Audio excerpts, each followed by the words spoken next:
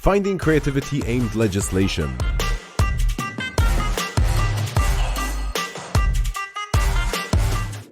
So, we're going to talk a little bit on, as we said, I wouldn't say restrictive side of things. All right, so let's start with the legislations. I mean, and Nikolay, based off of your expertise, right? I mean, you've been years and years in this industry, but in terms of legislations, can we talk about different regions in this case and how they differ country to country or continent to continent? Hello, everyone. First of all, thank you for coming on the second day in the morning. I really happy to see so many faces, and I know that it's not easy to do after the party. Oh yeah, I think some of us really needed caffeine, like really, really hard. Yeah. Yeah, and to be honest and straightforward to you, it was not easy to me as well. Yeah, so first of all, let me introduce myself. I'm Nick, I'm from Muscat Gaming. Muscat Gaming is a game provider, and so it's focused on only developing its If you could have the mic a little closer. Oh, yes. Closer? Yeah, awesome. Thank you. So we have only one product. So, and this is the one product we are fully focused and dedicated to. So we are developing video slots. And the company has a history of 10 years, so, and started from the very scratch. But now we are doing the full cycle of developing from the idea and bringing to the market, and yeah, so supporting all the things. And what is unique that we are not going in any other different in other areas. So we are not an aggregator. We are not doing many other things. So just focusing what is matters the most for us, and that's is video slots. Yeah. And that's a good thing. You're focusing on one niche, right? For yeah. So and industry is growing, and we are supporting our clients growing with them. But it's still we have only one part of the business. Why it's important? I came from IT background, from big corporations which are highly regulated. So, and for me, that was a very creative industry in the beginning. So, and of course, everyone knows that that's many companies emerged out like a boiling soup of unregulated markets. Right. Yeah, so which was like born in the creativity and ideas, and so it was very free. And now we are moving into the, I think like all other industries did in the past. So we are moving into the regulated future where government involved, where all the laws applied and regulations. So that's, and to your question. Absolutely. So legislations, and when it comes to you guys focusing on different regions, yes. I mean, as as a company yourself, for a fact that different, I would say, seasons or different phase throughout the years. Yeah. Also, that is also quite a shift with the focus of different operators with the regions that you're targeting. Of course, that comes with regulations, tougher measures, and everything else. But which geos or which regions do you guys focus on to and see tougher measures in? Yes. So, yeah, for sure. Just one little thing that we are providing a product. So that means that we are following all the certification processes, and that's how market is structured, the requirements of the governments are. And of course, it's Europe. Yes, first of all, it's and Malta was one of the first comers to the market with MJ. So, but. Now it's all the countries in Europe, they started to introduce their own requirements, yes, and own set of regulation. So for us, just to name the countries, we can talk about them. We are focused on Spain, Portugal, and this is a huge influence on the Latin America. So most of the Latin American countries based their legislation on the one used in Spain and Portugal. So it's of course it's Argentina. Argentina has their different regions, and so like Buenos Aires, everyone knows. So, and then of course, very interesting now is a new wave of countries coming in Argentina, like Peru and Chile, Brazil next to come with them. So, but what is special about it, that from my perspective as a provider of a product, so we actually meet the most restricted, let's to say, regulatory requirement, and then it's more or less easy to replicate it into the other countries which are really, really connected to what we have done for the first country.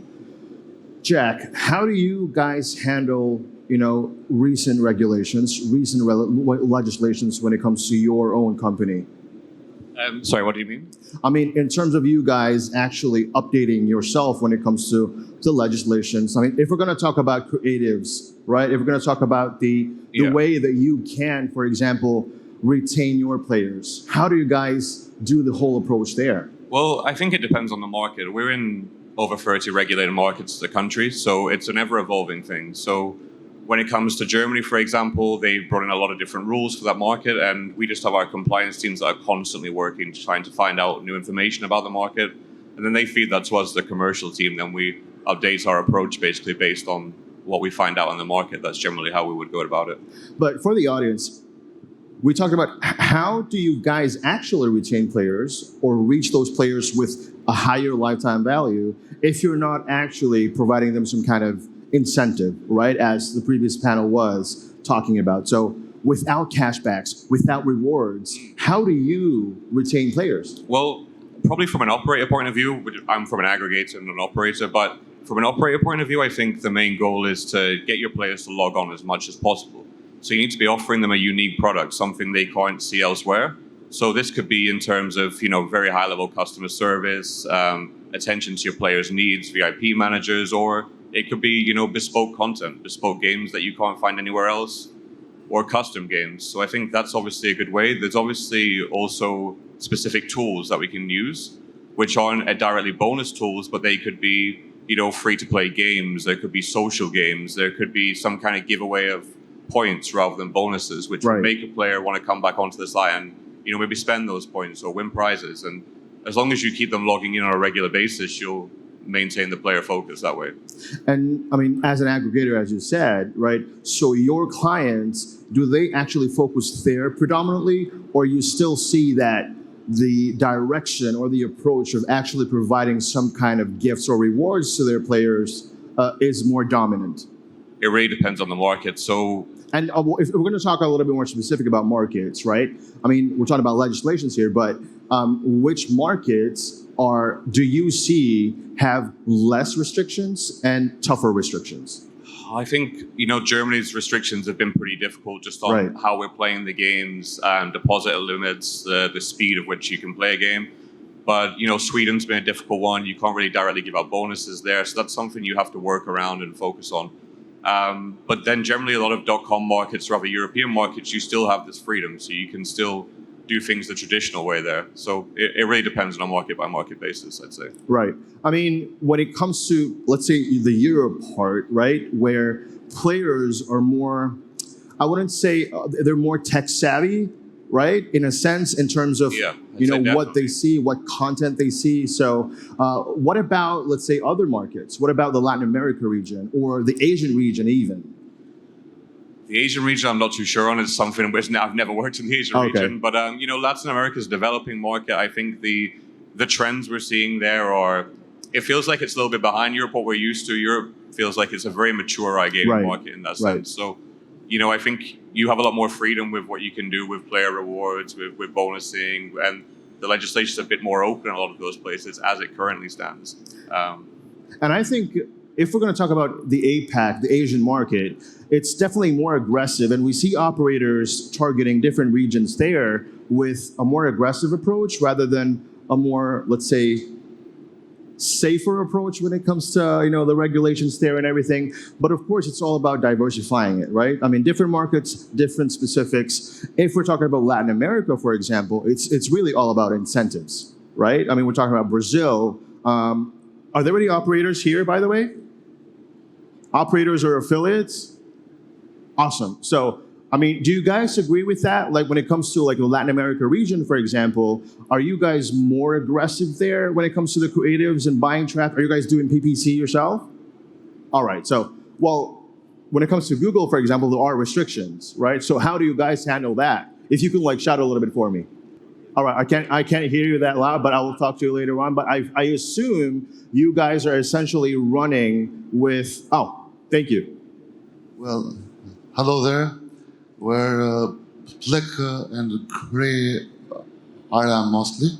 We didn't focus mostly on LATAM, but when it comes to using all tools we have at our disposal and the specific market. So when it's allowed to use promo tools, bonuses, ornaments, incentives, and everything, we use everything we have at our disposal that the legislation will allow in this market, the full package. So we have to adapt at the regulations specifically.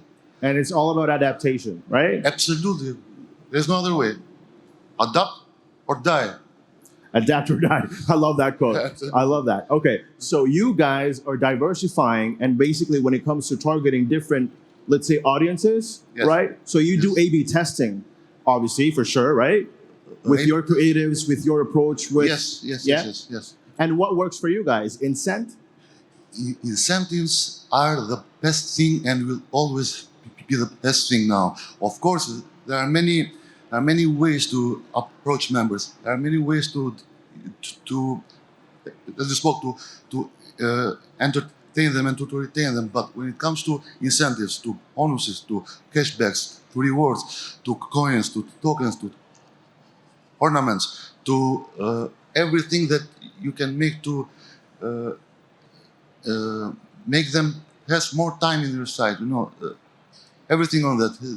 Because the other approaches are born when the bonuses are not allowed. So we have to think creatively only in the markets that we don't have the way to approach with incentives. But incentives work best and will always work best, It's Thank you, buddy. Was a Appreciate pleasure. that. Thank you. So, well, we've talked about all of that when it comes to the creatives and the direction, but with you, shall we talk about if the brand is quite established enough, right? That's a good leverage, or rather, that's one of the main leverages of actually providing ads, or let's say promoting the brand in a more awareness kind of direction. Is that correct? Do you guys follow through with that, or you see your clients doing that same thing? Brand awareness? Yeah, thank you. Very good question. So first of all, if I talk from my perspective as a provider, so of course brand awareness is most powerful thing what we can have, and this a little bit back to the previous discussion. So how we can differentiate in the environment of a highly regulated market, and my point of view on that is very, very simple. We just focus on the quality of our product, and so we are delivering the best experience in the shape that was required, and that's just about the enriching the experience of players. So, and for us, of course, we need to be closer to the players, so they need to recognize our games out of the many in the any operator has. So, and but if we talk about the operator, again, it's not a question to me, but what I see, yes, of course. So that's in the limited tools of interaction, bonuses, promotions, whatever. Right. So that's the only thing they can do is focus on a strong brand, and that's, by the way, what we see on the regulated market comparing to unregulated. That's again was the previous question about Asian market. Asian market is very, very aggressive for us. So, and we can't stick to our normal practices on Asian market. As a European company started in Europe. So in Latin America, we can more or less replicate what we did here. but age is very different, and so I think we can better go with another brand, so just a spin-off of our company. And Jack, as an aggregator, right? And you guys, when it comes to the games that you provide, could you tell us a little bit more on what's the nature of these games that you guys build? Yeah, so we build a whole different type of games. We have live casino, we have slots, and we have a lot of different types of slots as well. We also offer land-based games as well. We're kind of like a well-rounded company in that sense. But like you said, like the quality of the product is the main thing now. Like it's a very saturated market, so having a product that stands out is the big thing that's going to bring player engagement there. So we're always working on new ways to try and push the creativity. I know it was mentioned in the previous topic as well. But we're working on multiplayer slots. Like we have those coming out next year. We believe that is an area of the industry that could engage players. If you're going to play with your friends, you can get online, do those things together. We really think that is an area we can try to push forward there. Awesome.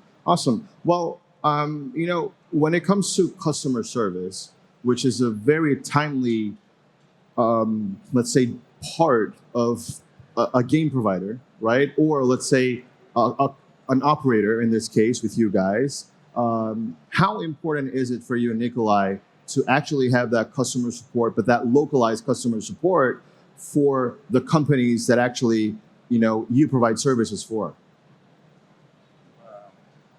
Yeah, thank you. And again, it's relatively easy to answer. So first of all, we are obliged by law to provide customer support for the products we bring to the market, and this is one of our focuses, to respond and fix if any issues appears very, very quickly.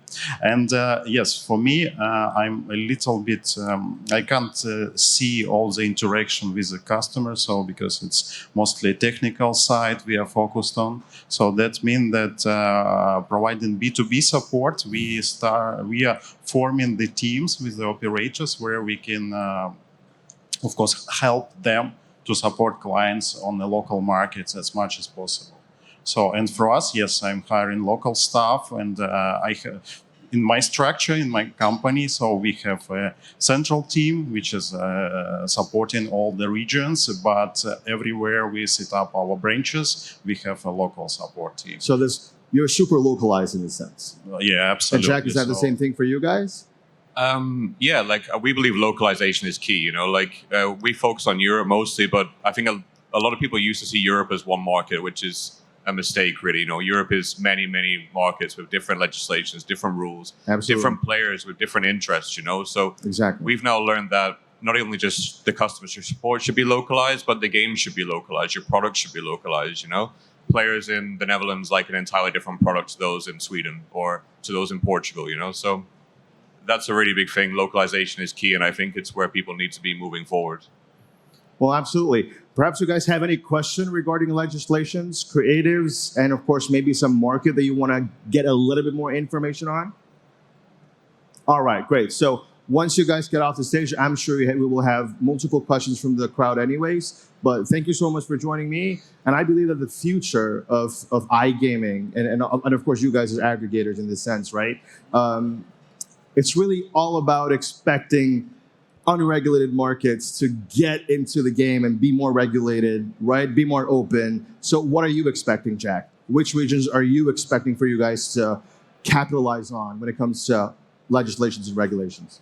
I think LATAM's obviously a big one. There's lots of regulation happening there all the time. Some of those markets were open. They have been live, but, Peru's regulating now, Chile's regulating. These are big markets. This is big news. So I think it's where a lot of the focus is going to be for us over the next couple of years. Awesome. Nikolay? I would say we are focusing now on Latin America. So Latin America. Yeah, so that's the market, and that's very good that it's getting very, very quickly structured. So we see a lot of potential, and this means that shaping, but regulation by its nature, it's protecting players, it's bringing the rules to the market, and it's also very good for our business in general, because it's like responsible gaming at the end of the day. Absolutely. Well, Thank you guys for joining us today. Thank you for all the insights that you provided, and I'm sure you guys also will be interested to know more about it. And of course, this panel has been sponsored by Imprexis, so we thank you so much. Gentlemen,